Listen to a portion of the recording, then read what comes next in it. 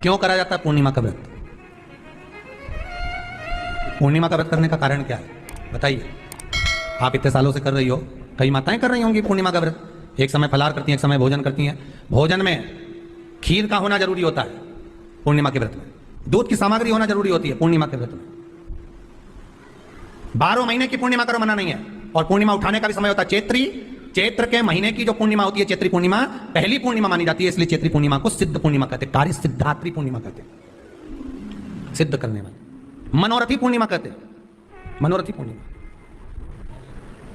इसलिए पूर्णिमा का व्रत कहां से उठाया जाता है? चैत्र के महीने की पूर्णिमा से पूर्णिमा का व्रत उठाया जाता है। कि मैं महीने की पूर्णिमा करूंगी तो चैत्र पूर्णिमा से उसको उठा लिया जाता है। पर उसका एक नियम रहता है, आप फलाहार करें अपनी जगह पर है, पर एक समय भोजन कर रहे हैं वो अपनी जगह। और भोजन के साथ में मीठे के साथ थोड़ा दूध की सामग्री होना जरूरी होती है। और क्यों करते हैं पूर्णिमा का व्रत? किस लिए किया जाता है, क्यों करा जाता है? उसका व्याख्यान वर्णन शिव महापुराण के अंतर्गत स्कंद पुराण में लिखा गया। स्कंद पुराण में वर्णन किया है श्री वेदव्यास जी महाराज ने। कहा यह पूर्णिमा कब लिए किया जाता है कि व्यक्ति का जब मन गलत भ्रम में जाने लगता है, मन जब गलत जगह पर जाने लगता है, तो ये मन को गलत जगह पर ले जाने वाला कौन होता है? तो कहा यह चंद्र होता है। व्यक्ति की राशि के अंतर्गत, व्यक्ति की पत्रिका के अंतर्गत, व्यक्ति की ग्रह दशा के अंतर्गत जब चंद्र बेकार चलता है तो व्यक्ति अच्छा करते करते भी बेकार करने लग जाता है।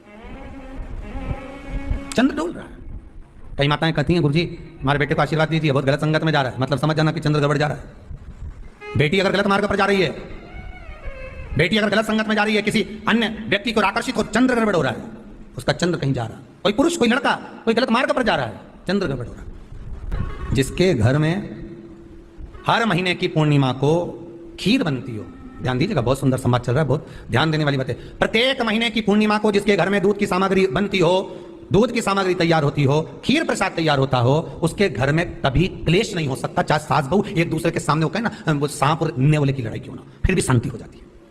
पर प्रत्येक महीने की पूर्णिमा होना चाहिए, नहीं कि तुमने एक महीने की पूर्णिमा पे बना लिया, दूसरे महीने की पूर्णिमा को गायब कर दिया। जो बच्चा बुद्धि से विकलांग हो, विद्या में कमजोर हो, परीक्षा हॉल में पेपर देते समय भूल जाता,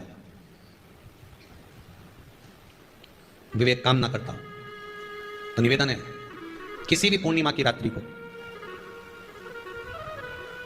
12 बजे गाय के, गौ माता देसी गाय के जो 4 थन होते हैं, उन 4 थन में से जो आगे के थन होते हैं, 2 पीछे की ओर होते हैं, 2 आगे की ओर होते हैं, तो जो आगे के 2 थन हैं उस थन का दूध निकलवा लिया जाए और उस दूध का कोई भी पदार्थ बनाओ तो ठीक है, ना बनाओ तो उसी दूध में शक्कर मिलाकर पूर्णिमा की रात्रि को, जो विवेक से कमजोर हो, बुद्धि से कमजोर हो, या याद करा हुआ सब भूल जाते हो, या आपके लिए भी है कोई चीज रखते हो भूल जाते हो, विवेक याद नहीं रहता, बुद्धि में इतना प्रबल बल नहीं आ पाता, याददाश्त कमजोर होती चली जा रही, तो किसी भी पूर्णिमा की रात्रि को 12 बजे गाय के आगे के 2 थन का दूध, उसमें कोई पदार्थ शक्कर गुड़ कुछ में मिलाकर भगवान के चंद्रदेव की साक्षी में उसको पिला दिया जाए। महाराज बार बार पिलाने की जरूरत नहीं पड़ेगी, एक ही बार में काम कर जाएगा और विवेक पूर्ण तरह से कार्य करेगा। देसी गाय के आगे के 2 थन का दूध बड़ा प्रबल होता है।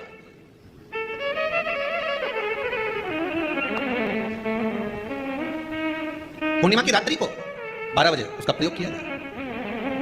आप उस दूध को निकाल लो शाम के समय, रात्रि के समय ग्वाले से कहकर जिसके यहाँ पर देसी गाय हो वहां निकलवा कर उसको रखा जाए, उसका पान करा जाए। महाराज रोग बीमारी में प्रबलता, तो मां यशोदा जी जग कल्याण के लिए पूछ रही है, संपूर्ण विश्व के कल्याण के लिए।